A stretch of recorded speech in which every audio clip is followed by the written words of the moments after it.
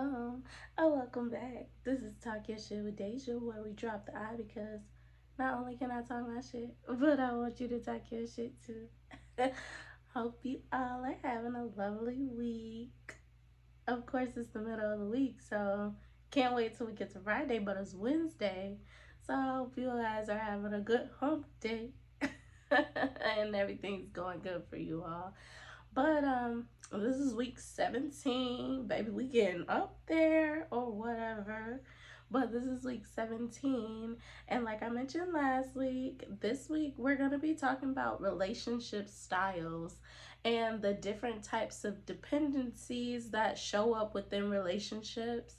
Because, I think I've had an epiphany. Well, I think I've already kind of known it, but I actually was watching a video and I was like, you know what? I'm embarrassed to say, but I think I'm a little bit codependent. But we, like I say, all the time, is we throw out these words and we don't necessarily know what these things mean. They just throw them out all willy nilly or whatever. So I kind of want to go through all the different dependencies and kind of like let you all know what they are, like the benefits or the negatives to them and things of that nature. So maybe you can start looking into your own relationships with people and seeing, how do you show up or how does your partner show up, and seeing if those are healthy things or if those are things that probably need to be worked on, or figuring out like if it's not the healthy dependencies that you have, like where those are rooted in, so that you can start working towards being a healthier you. So I was just like, let's go through that because I like passing along information. So yeah. So first I want to start off with dependency itself. So dependency is when one person relies on another for help and support. They put it as a relationship style, in my opinion, because it's dependency by itself. I just personally didn't think that it was something, but I'm going with the professionals because I'm not one, so I believe them. But so dependency is really its own relationship style. Basically one person depending on another person for something. The way they explained it basically was like, mostly you will see this kind of style show up between like a parent and a child, because the child is dependent on the parent to kind of raise them and teach them and all of these things. But they said it can also show up in relationships too, to where you reach out to people and you depend on them to do things for you and help you, support you. um, so it says some of the positive of a dependency style is it can be healthy when it is appropriate and necessary, in a sense of balance. So I talked about this last week, is that honestly today we have a hard time being in the middle. We always want to be on one side or the other, or we are literally always on one side versus the other. I feel like dependency itself is something that should be in the middle, or that's how they explained it, is it's something that should be in the middle, in the sense of you do it when necessary, but you don't overly do it, you know? So you reach out to people when you need it, but you keep to yourself when you don't. In the sense of like, don't overuse people if you don't need it, so to speak. And then it says negatives. Um, the downside of being too dependent on others is that if you are overly reliant on someone, it can make you feel helpless and unable to do things on your own, which is usually how you get kids that who parents have literally raised them to do absolutely nothing because the parent has done everything for them. That child grows up and now knows how to do absolutely nothing because their parent never made them do anything. I tell my mom all the time that she's making my little brother, so dependent on her, because he'll mess up his room, she'll clean it up. He'll mess up something, she'll clean it up. Like, anything he does, she goes right in behind him and clean it up. And I'm just like, what is he gonna know how to do when he gets out on his own? And he's getting older. He's 4 years away from being like college age. So it's just like, at what point are you gonna start making him learn how to do stuff, because if you don't, he's not going to know how to do anything. And I hope you see this and understand that he's not going to know how to do anything if you don't make him do anything, because you go behind him and do everything. But that's real stuff. Like, if you do everything for somebody, then they're never going to know how to do it for themselves, which is why they say, like, this more so shows up for children, is because if you're always cooking for them, if you're always cleaning for them, if you're always getting them out of trouble or not instilling in them discipline and all this other stuff, when they get out on their own, they're just not going to know how to do it. They're going to be looking for mommy or daddy to save them, but mommy and daddy kind of got their own lives. So once you kind of become an adult, it's kind of hard to reach back and rely on them because they got their own lives. So it's like, we definitely got to work on, teaching our children to be balanced before they go out into this world, because once they get out into this world, you definitely don't want them to be dependent on somebody else to do things for them. But now what I did add to it, which was something that I brought up last week, which is like having those 5 to 10 people to rely on. I would think that this would kind of come into place with dependency, in a sense of, you got to be able to put your eggs all into one basket. I mean, got to be able to put your eggs into different baskets, not just one. So if you have 5 to 10 people that you can rely on when you need help with something, you are better able to kind of move through life, and you're not just pulling out one person specifically. You're putting your eggs in multiple different baskets. So if I'm having a bad day, but maybe I reach out to one of my good friends and I know she's having a bad day, if I have 4 other people that I can call, somebody didn't have a bad day and now they can help me through it. I can depend on them in order to get myself to, that full tank of gas. So I gotta give everything out to everybody. But, having that 5 to 10 people is really helpful in dependencies, because you got to be able to depend on more than just one person. You got to be able to depend on a community of people, because we need each other. But so yeah, that's dependency. That's the first relationship style. The next one is going to be independency. So that INDEPENDENT. Do you know what that means? Yeah. At this point, I think everybody knows what it means. Everybody's been talking about the independent woman. I would think that everybody knows what independent means. But we're going to, let y'all know. I'm going to pass the information along. So it says, independency is when you are not reliant on anyone else. And it says, this doesn't mean that you don't need or want anyone in your life, but rather that you are self-sufficient and capable of being on your own. And that's crazy that I read that, right?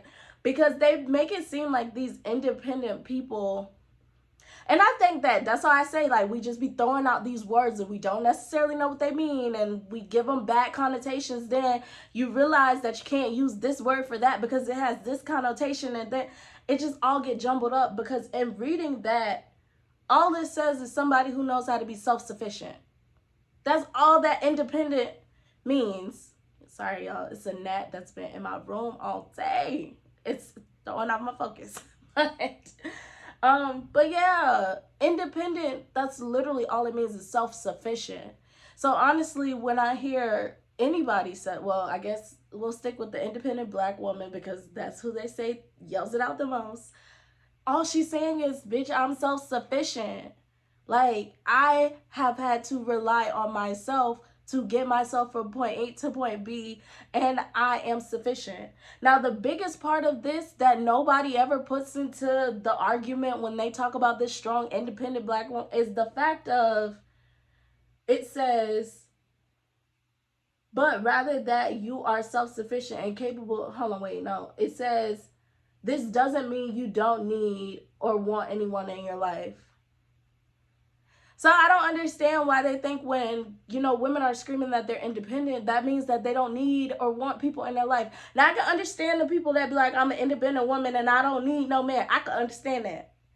I can understand why y'all get mad when they say that, because that part is alluded to you don't need nobody. But if they just said that they're an independent woman, I don't see why that rubs people the wrong way. Like, it rubs people the wrong way, and I don't understand how words with definitions rub people the wrong way. Like, all they're saying is that they're self-sufficient and they know how to take care of themselves. Like, I've never understood what's been the problem with that. But I guess, I guess it's the part where they say, I don't need a man after it. They'll be like, I'm independent and I don't need no man. That might be what's rubbing people the wrong way. But if they just say they're independent, it just means that they know how to take care of stuff. But it says some of the positives of independency is often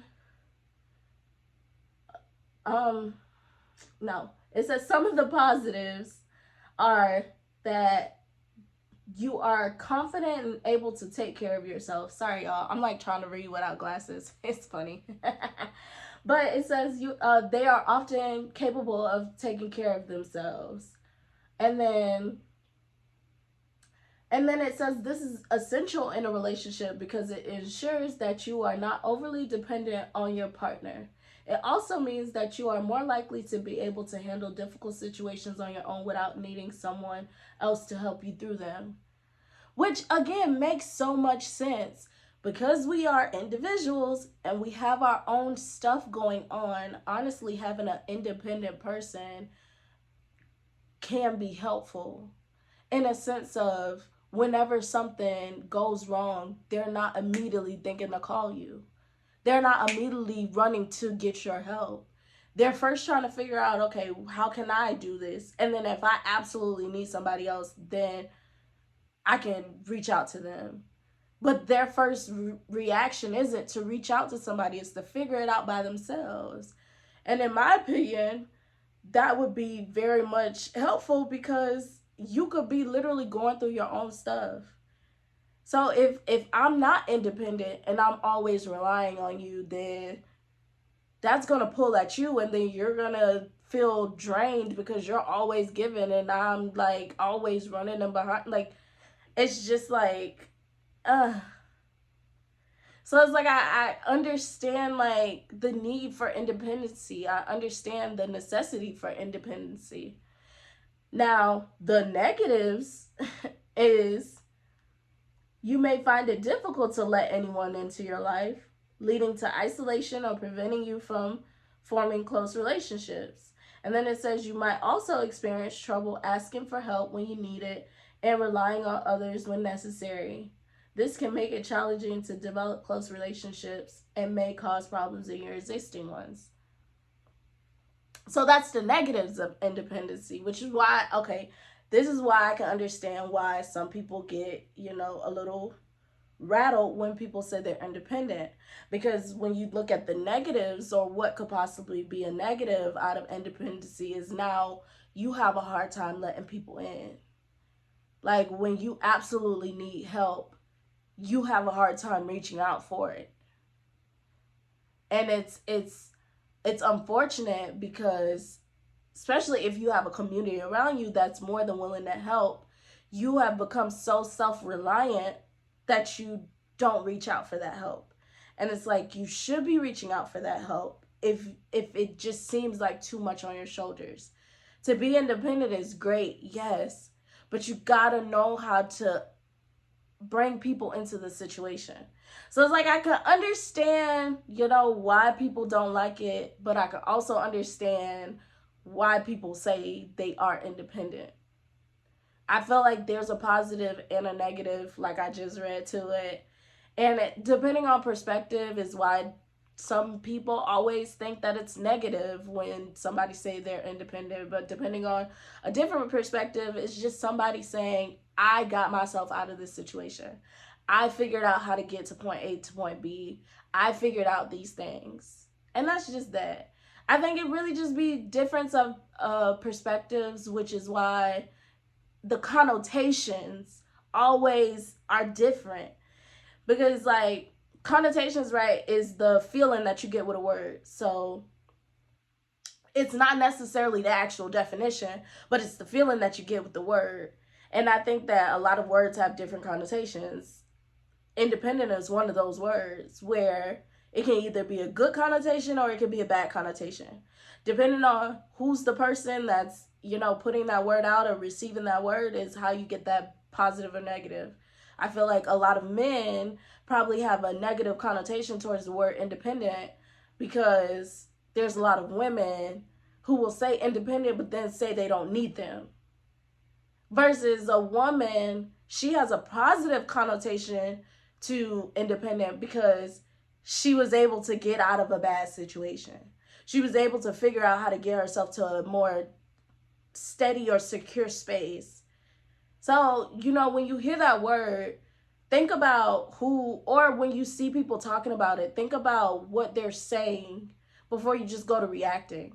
Or think about, or ask questions, because in order to get to the connotation or why they're feeling this way, you got to ask. That's the whole purpose of these conversations that we're having today, is asking people, what do you mean by that? Like, why do you take offense to this word? Like, what does independence mean to you? And then that's how you get to a better grounding. But I feel like that word can be used in a good way, but I think that today's climate has made it such a negative word that a lot of people just don't like when people use it. But if you take the definition for itself, it's just somebody who's self-reliant. That's it. Like, that's it, that's all. But on to the next one. Okay, so this one is actually one that I didn't necessarily know was a thing until I went on psychology.com and learned something. But it's called counter dependency. And it says that counter dependency is about a failure to trust others.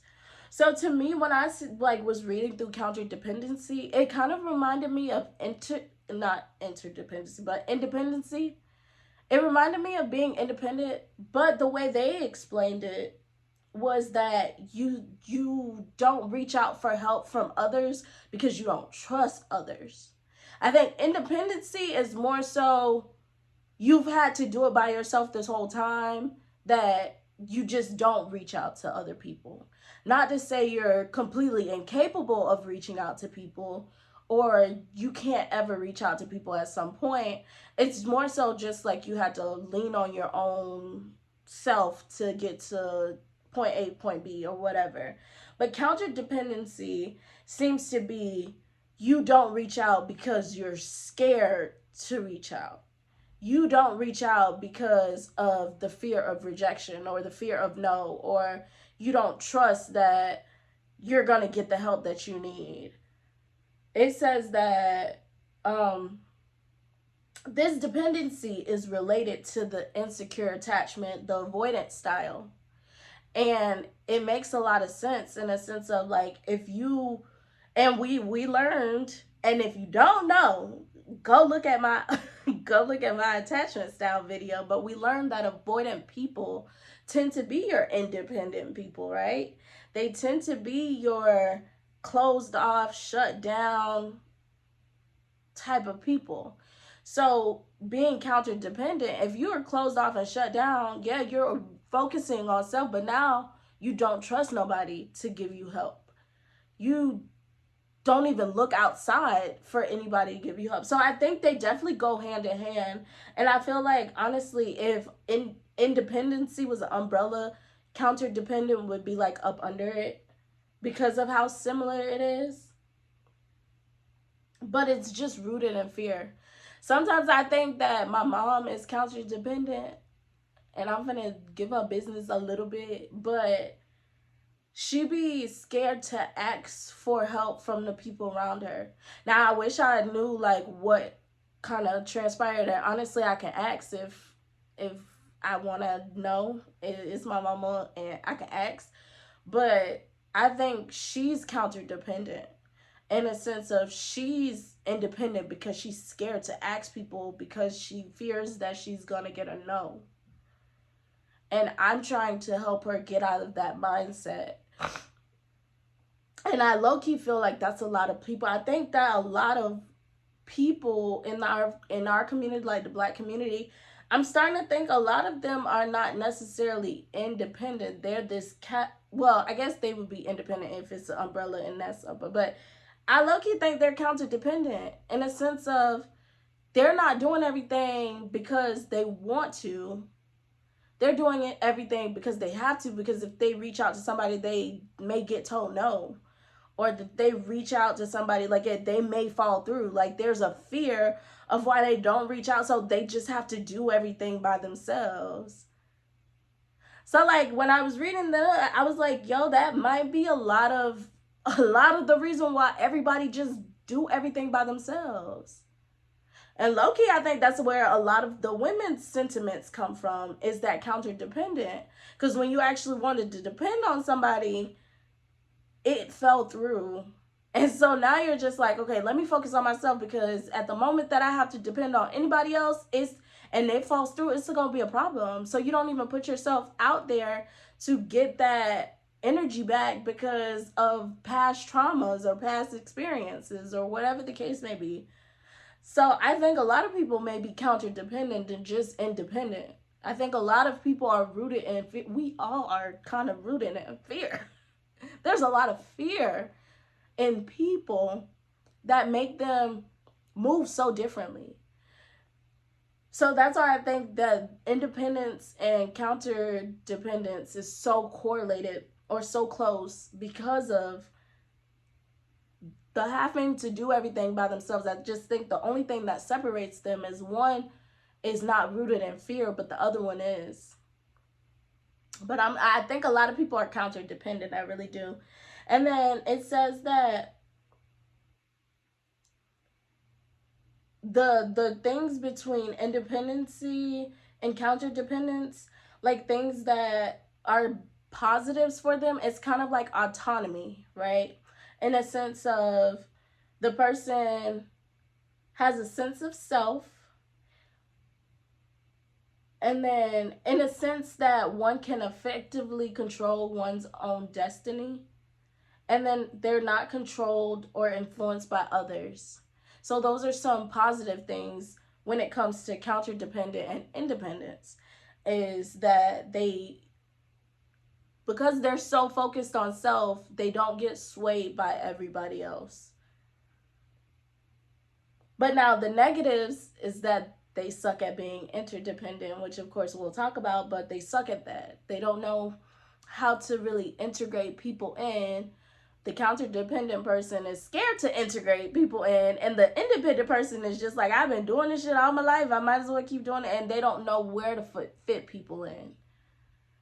So it's like, that's the downsides to both of those, is that interdependence is kind of hard for them. They don't know how to incorporate people back in their life. So that sucks. But it's called like working, practicing to start incorporating somebody. And you know, you gotta start putting people around you that have your best interests at heart, so that you're not scared or fearful or reluctant to reach out to them for help. I also think, like, especially what I've noticed in my family is that, or just us in general, we have a lot of people around us that we don't even have, like, they don't even have the capacity to help us in a sense. So we're forced to be independent ourselves too. In a sense of, the only people you have around you is people you know you can't call for help. And that should not be your circle. Like, that should not be the people you have around you, is the people you know you can't call in help. Like, you should at least have, if you're gonna have those people around you, it should only be like maybe 1 or 2. But now the other 8, because you know we said 5 to 10, but the other 8 should be people you know can help you. But I think a lot of the times we surround ourselves with people that we know can't help us. So it forces us to do everything by ourselves, and we end up making our lives harder for no reason. And we gotta stop doing that. Like, we really gotta make sure we have people around us that's working towards being healthier and having a foundation and everything. Like when I'm going through something, I can call you, or when I need help with something, I can call you. Versus, well, I know they ain't got no car, so I can't even ask them to take me somewhere. I know they ain't got no money, so I can't even ask them to lend me something for rent. Like, it's like you have people around you that you know can't help you. So it's like you forced to be independent. So it's like we got to start making our circle reflect us, which is why you got to work on you. Because if you're giving and if you're, that essence of love and all this other stuff, you start putting people around you that reflect that too. Even if it is that person that is like, dang, this is my last $5, but if you really need it, here you go. Where they'll do it for you because you're you, and vice versa. You'll do it for them because they're them. We gotta make our circle stronger, and I think that's how we start to, grow and evolve and get to better spaces. Because if your circle is not helpful, you can only do so much before you're not going to be any help to yourself. So you're going to be ass out of gas. So you got to be helpful for yourself, but then you got to put people around you that's going to be helpful. So yeah. So next we're going to talk about my favorite. It's not my favorite, but what I think I am. It's codependent. Codependent is so toxic. I mean, all of them above is toxic, but codependent is so toxic or whatever. But no, it says that codependency occurs when one person in a relationship is overly dependent on one person in specific. And then it says it can happen. It said 4 ways, but I kind of combined it, and then I low-key think I could combine it even more. But the ways that they can show up in a relationship is emotional and psychological, financial, and then physical. So with emotional and psychological is basically you're looking for people to give you reassurance. Well, you're needing the people in your life to give you reassurance. So you're depending on them so much to reassure you, to provide you with mental security, to be there for you if you're going through a bad, like, you literally rely on them for every emotional thing that you're going through in your life. And that for me is the one that I probably lean on the most. And I'm not even codependent on everybody. Let's just stick with men. So let's go to how this kind of comes into my life. We should already know because we've been watching the episodes. We've been paying attention to Dejanay. But if you don't know, I'm going to present it to you now. But, I didn't grow up with a father in a sense of like that masculine presence that is supposed to be within your life to reassure you and provide you with love and all this other stuff. I didn't have. So now I'm in a space where, or I've been in a space where I've been yearning for it. I feel like our spirits literally look for masculinity and femininity. Our spirit looks for that. So if we had the feminine in our lives, then that part has been satisfied. But then now your heart yearns for masculinity if you didn't have that, or vice versa, because I know there's some people who don't have their moms in their life and maybe were raised by dads. So you're always looking for that feminine presence or that masculine presence. I believe codependency comes in for me because I lacked dad and I lacked reassurance and all this other stuff that you're supposed to get from masculine presence in your life. So when I go into relationships or whatever you want to call them, because I only have one relationship, but situationships, I guess that's a new word. I don't know. I've depended so much on these people for reassurance and stability and security and everything of that nature that it tends to come off clingy and needy and all these other things. So it definitely ends up pushing people away. And it definitely said that codependency, if it's done overly, well, I guess it's already done overly, but you start to push people away because you become so reliant on them. And they be like, dang, I asked for all this.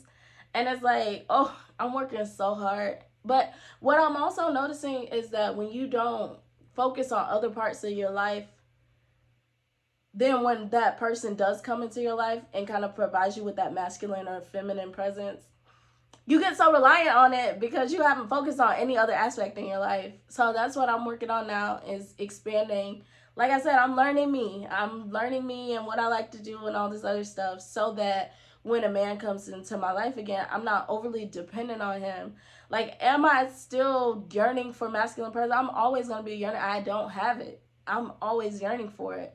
But when they come into my life, well, I have established way more of my life to where I'm fulfilled by other things, and then they're just gonna be that last puzzle piece in the puzzle rather than the whole damn puzzle. Yeah.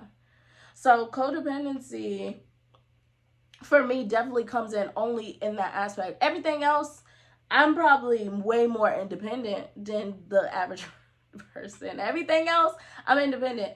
But with men, I'm very codependent, and I'm working on that.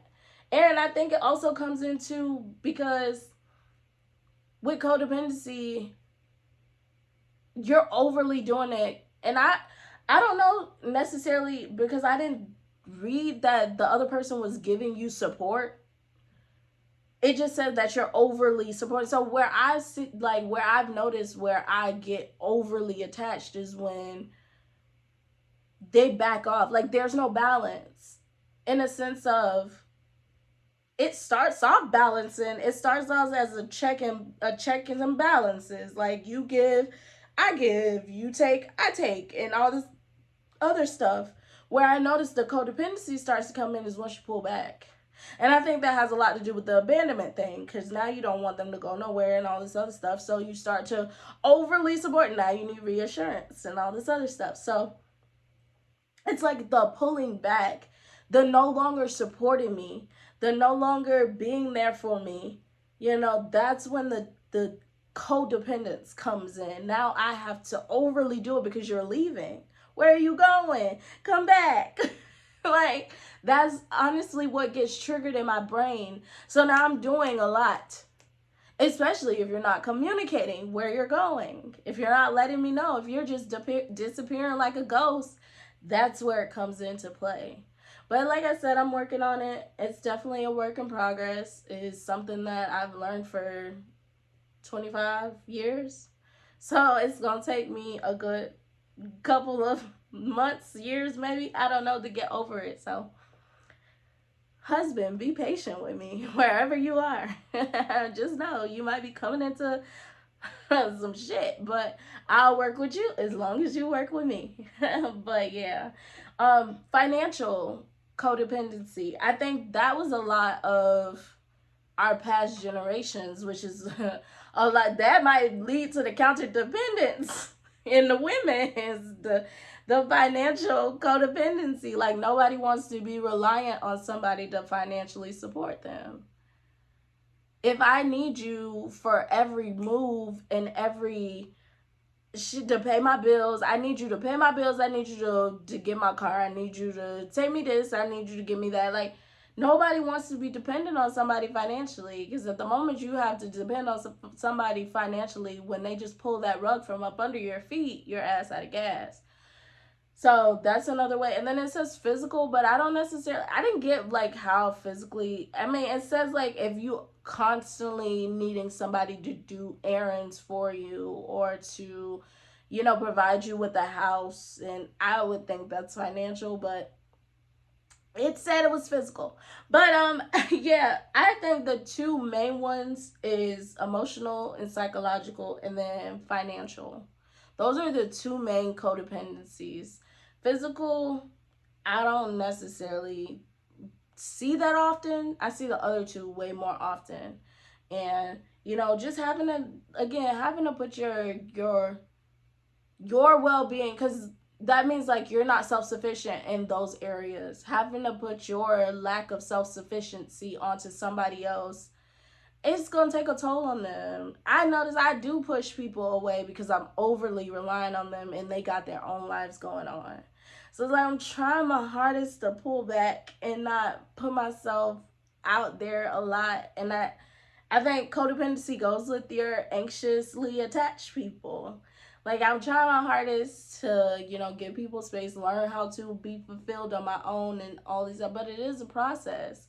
Once you've been taught to do this stuff, your brain gets used to these patterns, and it takes being cognizant of what's going on to change it. But like an addict, in order to realize that you're doing it, you gotta acknowledge the problem. And I acknowledge the problem. And now I'm working on changing the problem. Speaking of addicts, it's funny. It says codependency can turn into addiction or whatever. And it's funny because I used to tell people, like, and I probably still do. I used to tell people, like, I'm not addicted to anything but men. Like, I'm addicted to men. And not in the sense of, like, I'm out here chasing after anybody. But once, like, I like you and you get into my circle, like, I get addicted. Like, addicted. And that I already have an addictive personality just biologically. My dad has addictive problems or whatever, so I know it's in my DNA somewhere that addiction is a thing. That's probably why I binge watch shows and everything. Like, addiction really is within me. But I always said, like, I don't get addicted to nothing but men and TV, I guess, but men. But that's real shit. Like, I really do. And it's the pulling back. It's when that high comes down, I feel like I gotta chase it. And I'm working on not chasing it. I'm working on filling it up with healthier coping mechanisms or healthier strategies, because you can't be dependent on your man for everything, or your woman. Again, for the people who are missing out on that feminine presence, you can't be dependent on your woman for everything. She can't be everything for you, and he can't be everything for you. And I'm learning that. And I'm taking the knowledge and I'm running with it. So, husband, I will be ready for you when you come. And then the last one is the most important one, and it's the most healthiest of all of them, is interdependency. Yes, interdependency. And it says is when two people rely on each other equally. I wouldn't be codependent if I could rely on these niggas. Now, just I'm just kidding, y'all.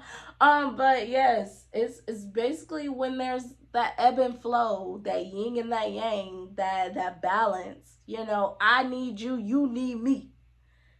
I can do this for you, you could do this for me. It's that give and that take, that beautiful balance that just comes in with the relationship. That's what interdependency is. And it says that the positives is generally considered to be healthy because it creates a sense of mutual support and cooperation. This type of dependency can help you feel more connected to your partner and can make you both feel needed and valued. It can also provide a sense of security and stability in the relationship. Which is why I said, like, honestly, I don't think I would be codependent if I picked partners that provided me stability. And that's what I mentioned last week too, is that if you don't get a title from somebody, you know how much instability is there? Granted, you could get a title from somebody and they could still be doing whatever the case. But if you don't get a title, if you don't get actions, if you don't get any type of security, you're going to be insecure, and that's what leads to codependency. Or you're going to go to the other side and just be independent altogether. So it's just like, if there was a healthy balance, if I got support just as much as I gave support out, I wouldn't have to be codependent. But that also comes in partner choosing too, Don't choose partners that's like your absent mama or your absent daddy if you don't want to continuously go through codependency. And that's kind of been the guys, is they've been these absent people. I ain't gonna say daddies, but they've been absent in my life. So it's like, okay, now I'm overly doing it because I don't think I'm independent. I don't think I have the capacity to be independent, and that just because of who I am. Like, I know some women that, you know, don't get that from men, and they completely are independent, and they really be on some I don't need men stuff. I'm definitely not that woman. Sometimes I wish I could shut down like that, but I feel everything, and I'm such a big baby, and I just want love and affection, and I don't know how to close myself off like that. So rather than shutting down and doing everything by myself, I latch on crazy, and I am overly doing it. I'm needy and all this other stuff. So it's like, had I found men that I could actually be in relationships with that support me just as much as I support them, I'm not codependent. It or I wouldn't be codependent because I know you're there for me just as much as I'm there for you. I know that when I call you, you're going to pick up, just like if you call me, I'm going to pick up. If I text, you're going to respond, just like if you text, I'm going to respond. You know, there's going to be a give and take. Like, whatever you give me, I'm going to be reciprocating that. You know? But with the codependency, you ain't even getting shit. So that means you always you're looking for them to give you something back. You're looking for them to give you that equal support. You're looking, and you're doing the most, trying to get it. And it really doesn't help. So it's choose better. I gotta choose better. I definitely gotta choose better. I gotta work on my choices. You know what they say? Accountability. I'm so tired of that word.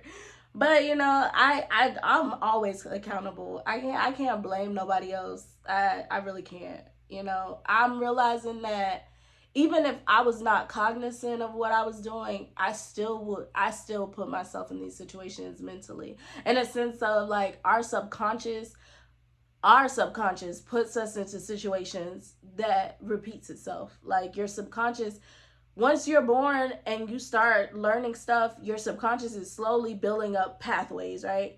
So you might have not put yourself there on purpose, but your subconscious definitely put you there. So it's still your shit at the end of the day. So until you wake up and, you know, be like, dang, my subconscious over here, leave me straight, let me get this on track, let's break some cycles, then it's always going to be on you. So I definitely know how to take accountability. I know that, you know, I can be interdependent with somebody if I pick somebody that is actually trying to be in a relationship, actually wants to give just as much as they receive, you know, all these good things. But I have to know that. So, yes. So that's going to be the dependencies, y'all. Like, this them, this that, this them. I guess the it did give me negatives for interdependencies. Um, it said that basically, if you all start doing too much for each other, then you're not. It's gonna basically lead to the other ones in a sense of you're not gonna really know how to do anything without that person. Like if they're always there supporting you, you're gonna rely on them, and vice versa. So it's like healthy balance, y'all. We gotta have balance. We gotta practice balance. Once we master balance, we can do everything. Not everything, but everything. Like, why do you think time management is such an important thing? Which, you know, is a whole different topic, and I ain't gonna go too much off topic, but it's balancing. And of course, it can be hard balancing a lot if you try to put so much on your plate, but balance really is important. And interdependence is the balance of relationships. It's it's being able to reach out to somebody just as much as they can reach out to you. And I'm working on finding somebody I can be interdependent with. And of course, you know, these things definitely don't just apply to relationships. I try to, you know, stay relationship focused because that's kind of where my mind be for most of it. But these can be applied to anywhere. With family, you definitely can be codependent on family. You know, if you're always looking for mama to give you money, like you don't need to always be looking for mama to give you money. Or you know, the parent that never reaches out to anybody to ask for help for anything.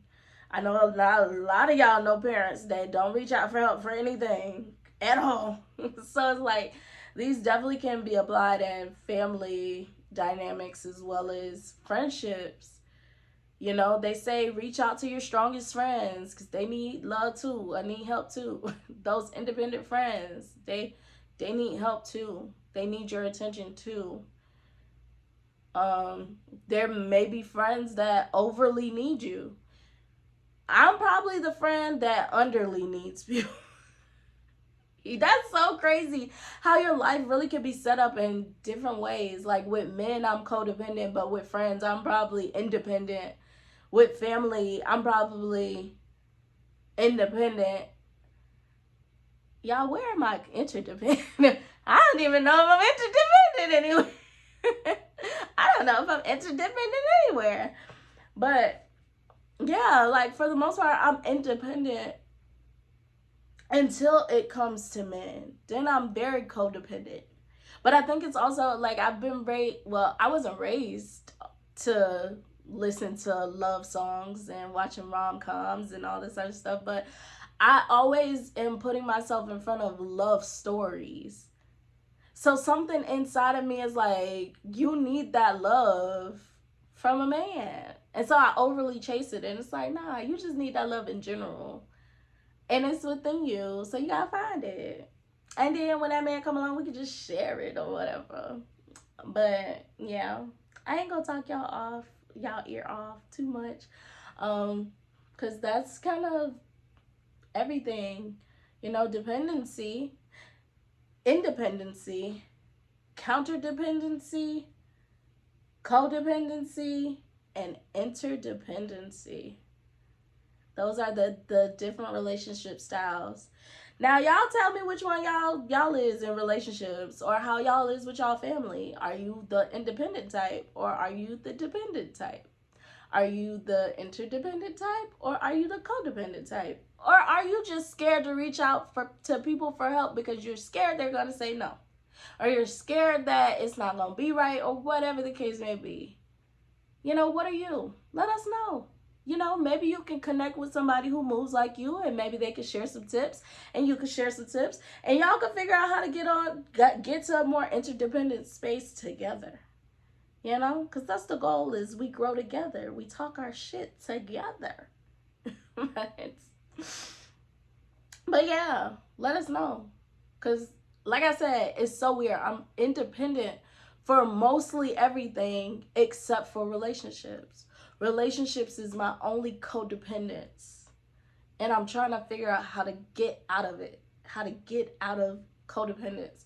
And then I got to figure out how to be interdependent. Like I said, you got to tend to those relationships that you are forming with everybody else, or you're not going to have anybody to call. You know, your 5 people is going to only be one. You can only call you. So it's like you got to tend to those other relationships, those 5 to 10 people, so that you can be interdependent with them as well. When they need you, they can call you, but when you need them, you could call them. You know, we're on a journey to interdependence. I feel like we're on a lot of journeys. We're on a journey to balance. Period. Like that's just the journey we're on. We're on a journey to balance. We're trying to get to a healthy medium. You know, not one or the other. We're not independent or codependent. We're interdependent, you know? In the middle. Like, that's what we're trying to be, you know? Healthy and all that good jazz. But yeah, I'm going to close it out right here because I'm just rambling. Next week, I don't know what I'm talking about. It may be about the different types of intimacies. Because, you know, we might can help y'all get a little intimate or whatever. Because I really do think that people really think physical intimacy is kind of like the only thing. It's like when people are like, oh, we got to get intimate, they automatically think physical. It's like, nah. So I think that's what I might do. That's what I might do. And honestly, I should have put intimacy in probably after the love language series. But I kind of forgot. But I'm going to put it in now. Because well, I found a website that has 4 different types, but it might be more and it might be less, who knows? But we're going to go over them and give y'all ways to go into your relationships and practice these things. Because that's what we got to do. We got to put out the information, then we got to practice it. Because practice, it doesn't make perfect, but it gets us going. It gets the people going. So yeah, we're gonna talk about the different types of intimacies next week. Yeah, so I'm gonna close this out right here. This is Talk Your Shit with Deja, where we drop the I, because not only can I talk my shit, but I want you to talk your shit too.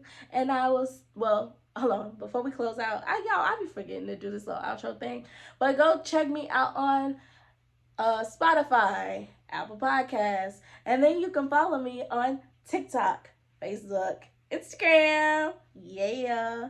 And then yeah, catch me next Wednesday. New topic, 7 o'clock, same time. And I'll see y'all or tune in with y'all then. Bye.